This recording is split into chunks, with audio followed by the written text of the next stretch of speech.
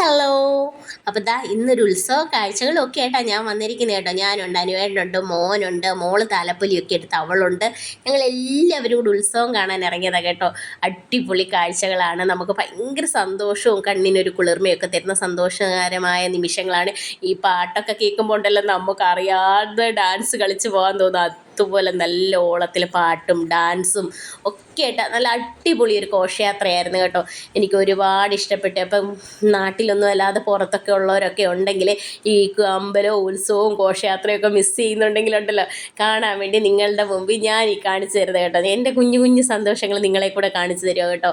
അപ്പോൾ വീഡിയോ ഇഷ്ടപ്പെട്ടാൽ എല്ലാവരും ഒന്ന് ലൈക്ക് ചെയ്യാനും ഷെയർ ചെയ്യാനും സബ്സ്ക്രൈബ് ചെയ്യാനും മറക്കരുത്.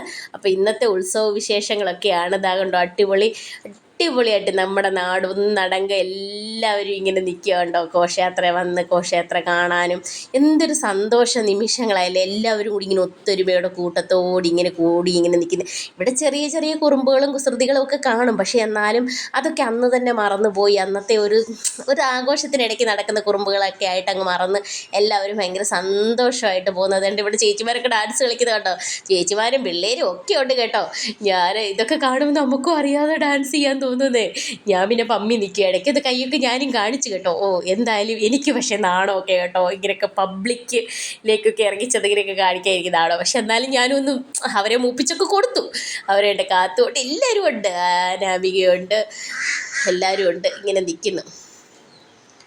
ഞാനിവരുടെ ഓരോരുത്തരുടെയും പേരൊന്നും എടുത്ത് പറയുന്നില്ല. നമ്മുടെ പിള്ളേർ സെറ്റ് മൊത്തം അവിടെ ഉണ്ട് കേട്ടോ. അടിച്ച് പൊളിച്ചേണ്ട അവർ നടക്കുകയാണ്.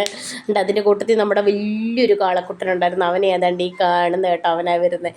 നല്ല ഭംഗിയായിരുന്നു അവനെ കാണാൻ. ഭയങ്കര സന്തോഷമുള്ള നിമിഷം. അതിൻ്റെ ഇടയ്ക്ക് ഞാനൊരു കാര്യം പറയട്ടെ. ഞങ്ങളിങ്ങനെ ഘോഷയാത്ര വരുന്ന സമയത്ത് ജ്യൂസ് കൊടുക്കുന്ന പതുകൊണ്ട് കേട്ടോ. ജ്യൂസ് എന്ന് വെച്ചാൽ അവർ ഘോഷയാത്രയായി ക്ഷീണിച്ചല്ലേ വരുന്നത്. അപ്പം നമ്മുടെ പഠിക്കൽ നമ്മളെല്ലാ വർഷവും കൊടുക്കും കേട്ടോ. അത് നമ്മളൊരു സന്തോഷത്തോടെ ചെയ്യുന്ന ഒരു കാര്യമാണ്.